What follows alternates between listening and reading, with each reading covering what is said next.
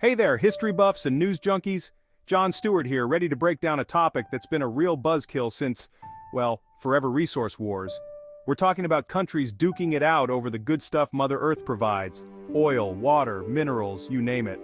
It's like a global game of Monopoly, but instead of boardwalk, they're fighting over oil fields. And instead of going bankrupt, people actually die. Think back to your history classes. Remember all those epic battles and power struggles? Chances are, a lot of them boiled down to resources. The Roman Empire? They weren't just conquering for fun, they were after land, gold, and slaves. The discovery of spices in the East? That set off a mad dash for control of trade routes. See, the desire for stuff is practically hardwired into human DNA, and when that stuff is scarce and valuable, well, things can get ugly. Fast forward to today, and guess what? Not much has changed. We're about to dive deep into the world of resource wars, exploring the history, the players, and the devastating consequences. Alright, let's talk oil, baby. That black gold, Texas tea, the lifeblood of the modern world. We love to hate it, but let's face it, we're addicted. And that, my friends, is where the trouble starts. Oil reserves aren't evenly distributed around the globe. This disparity has caused countless conflicts and wars. Take the Middle East, for example. It's been a geopolitical hotbed for decades. External forces like the US muscle in to secure energy. Remember the Gulf War? That was all about oil. Oil is a big deal and it's not going away anytime soon. Okay folks, time to talk about something even more essential than oil water. Yeah, that stuff we need to, live. You'd think something so basic wouldn't be a source of conflict, but you'd be wrong. Because here's the thing, water might be everywhere, but clean, fresh water? That's a different story. As the world's population grows and climate change messes with rainfall patterns, water scarcity is becoming a major issue. And when water is scarce, people get desperate. Countries start eyeing up their neighbors' rivers and aquifers, tensions rise, and you guessed it, conflict erupts. Let's take a trip to the Middle East, shall we? The Jordan River, shared by Israel, Jordan, and Syria. Talk about a recipe for tension. And it's not just the Middle East. From the Nile River Basin in Africa to the Mekong River Basin in Southeast Asia, water disputes are simmering all over the globe. So what can we do about it? We need to invest in water conservation, improve irrigation techniques, and develop new technologies to make the most of this precious resource. Because if we don't, we're headed for a future where water isn't just a source of life, but a source of conflict and instability. Okay, so we've talked about oil and water, the obvious contenders in the resource war arena, but hold on to your hats, folks, because there's a whole other battleground out there, one that's often overlooked but just as important: minerals. Yeah, I'm talking about those shiny rocks and elements you probably haven't thought about since high school chemistry class. But here's the thing, those minerals are essential for pretty much everything we rely on in the modern world. Your smartphone, packed with minerals like lithium, cobalt, and tantalum, your electric car, needs those lithium-ion batteries too. Those solar panels everyone's talking about? Yep, they rely on minerals like silicon and silver. So, where do all these minerals come from? Well, like oil, they're not exactly evenly distributed. Some countries, like China, have a virtual monopoly on certain critical minerals. Others, particularly in Africa and South America, have vast reserves but often lack the infrastructure or political stability to exploit them effectively. And that, my friends, creates a perfect storm for conflict. So, the next time you upgrade your phone or buy a new gadget, take a moment to think about where those minerals came from and the human cost of our insatiable appetite for technology. The scramble for Africa, a continent exploited. Africa has been at the heart of resource wars for centuries. European powers carved up the continent like a birthday cake. Those colonial legacies still cast a long shadow today. Rich in resources but often lacking political stability and economic power. Nigeria, Angola, Libya, major oil producers. Oil wealth often fuels conflict and corruption. Diamonds, gold, coltan conflict minerals fueling wars. We need to move beyond the colonial model of resource extraction. The South China Sea dispute, a powder keg in paradise. Let's head over to the South China Sea, a region as calm as a mosh pit at a heavy metal concert. Why all the tension? It's a major shipping route with vast reserves of oil and natural gas. China claims almost the entire sea with its 9-dash line. This overlaps with claims from Vietnam, the Philippines, Malaysia, Brunei, and Taiwan. China's building artificial islands and military bases. The US challenges China's claims with freedom of navigation operations. The international community needs to promote dialogue to resolve these disputes. Section 7, the Arctic Meltdown: New Frontiers of Conflict.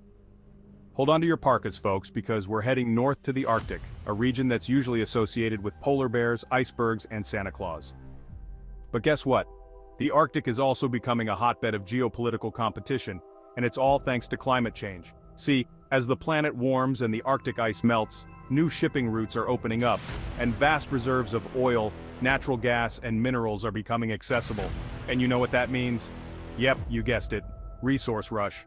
Russia, which has the longest Arctic coastline, is staking its claim, beefing up its military presence and planting its flag on the seabed. Canada, the US, Norway, and Denmark are all vying for a piece of the Arctic pie too. And then there's China, which fancies itself a near-Arctic state despite being located thousands of miles away. So, yeah, the Arctic is turning into a geopolitical free-for-all. It's a classic case of short-term greed trumping long-term sustainability. All right, let's talk about a phenomenon that's both fascinating and deeply depressing: the resource curse. It's this weird paradox where countries that are blessed with an abundance of natural resources often end up worse off than those with less. Think about it. You'd think that countries with tons of oil, diamonds, or gold would be rolling in dough, right? Well, not so fast. In many cases, those resources become a curse, fueling corruption, conflict, and instability. When a country gets a sudden influx of cash from resource exports, it can create a breeding ground for corruption. Government officials, instead of investing in education, healthcare, or infrastructure, often end up lining their own pockets or those of their cronies. Resource wealth can fuel conflict. Rebel groups or neighboring countries might be tempted to seize control of those valuable resources, leading to civil wars or regional instability.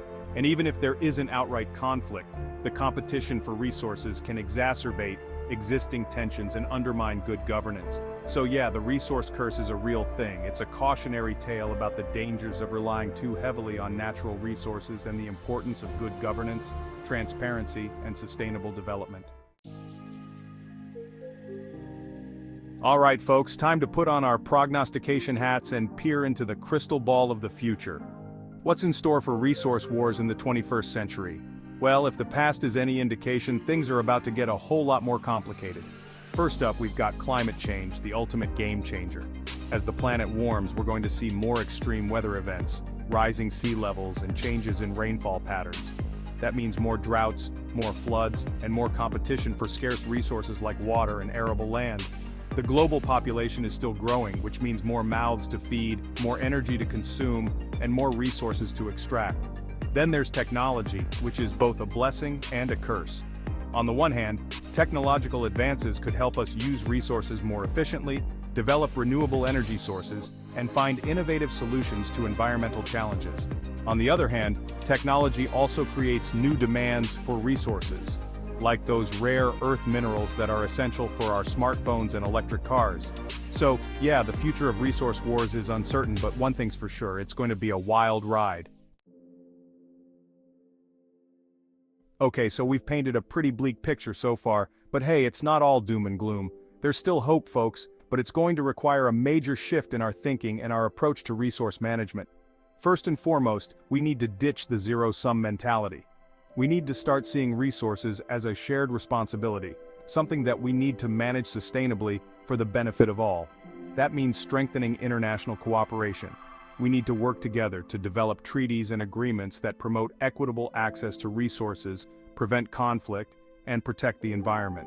We also need to invest in innovation. That means supporting research and development of renewable energy sources, improving water conservation techniques, and finding ways to reduce our reliance on finite resources. And let's not forget about the importance of good governance. So there you have it, folks. Resource wars, a tale as old as time itself. From the Roman Empire's thirst for gold to the 21st century's scramble for oil, water, and minerals, the desire for stuff has been a driving force in human history, often with devastating consequences. But here's the good news. We're not doomed to repeat the mistakes of the past.